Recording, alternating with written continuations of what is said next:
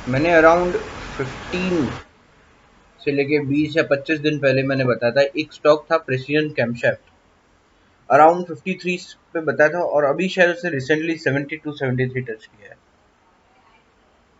कारण कोई भी हो, लेकिन मैं आपको ये बता देता हूँ मेंटालिटी मेरी क्या, मैंने उसे क्यों लिया था। मैंने ये देखा था इसमें कि एक है कि automobile sector will be booming. First reason is COVID खुलने वाला है, धीरे धीरे कोविड फेजेस में खुल रहा है, ऑटोमोबाइल का डिमांड अपने आप बढ़ेगा, फैक्ट्रीज अपने आप खुलेंगी।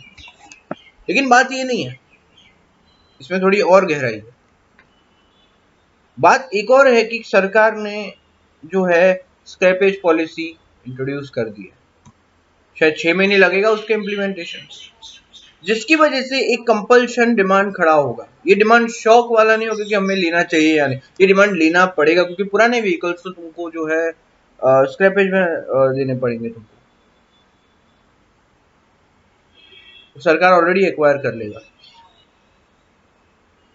तो तुम्हारे लिए एक कंपल्शन डिमांड, जब भी कंपल्शन डिमांड होता है तो तुम जो उस सेक्टर में जो पैसा आता है बड़ा तेजी से आता है,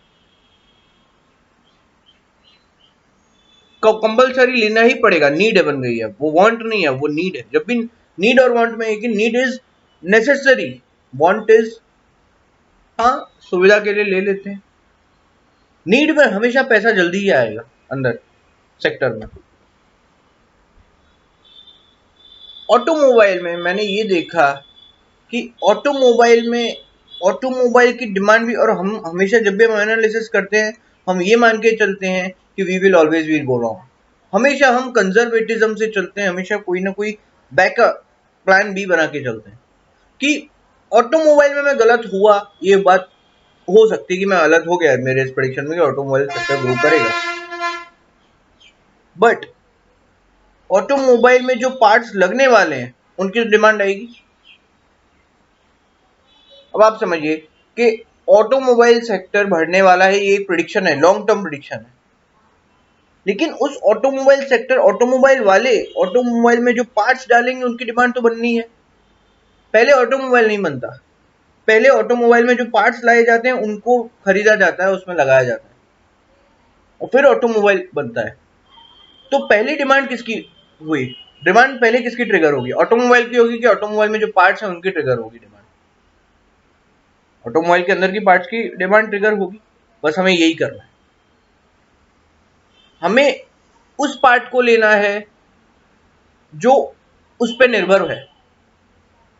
आप समझिए बात को, मैंने देखा ये प्रिसीजन कैमशैफ्ट, प्री कैम जिसे कहते हैं, मैंने इस कंपनी में देखा कि ये कंपनी जो है कैमशैफ्ट बनाती है। कैमशैफ्ट ऑटोमोबाइल सेक्टर की वजह से नहीं बनता, ऑटोमोबाइल में कैमशैफ्ट की जरूरत है, कैमशैफ्ट को ऑटोमोबाइल की जरूरत नहीं। समझ रहे हो, कैमशैफ्ट को बनाने के लिए ऑटोमोबाइल की जरूरत नहीं है, ऑटोमोबाइल को खड़ा करने के लिए कैमशैफ्ट की जरूरत है। मैंने ये देखा, ये जो डिपेंडेंस है मैंने इसको देखा कि अगर ऑटोमोबाइल बनाने के लिए कैमशैफ्ट होगा ही नहीं तो ऑटोमोबाइल यूज कैसे कर पाएंगे हम?